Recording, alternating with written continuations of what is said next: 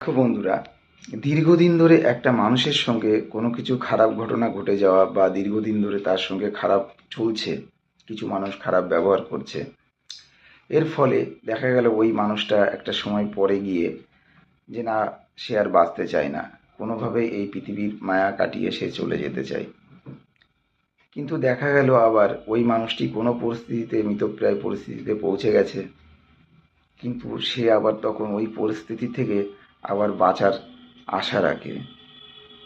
কিন্তু তখন আর কোনো কিছু করার থাকে না। কিন্তু কেন, কেন বন্ধুরা বলো তো, সেই মৃতপ্রায় ব্যক্তিটি আবার বাঁচতে চায়? কারণ সে বাঁচতে চায় এই জন্যে যে যে মানুষগুলো প্রতিনিয়ত তাকে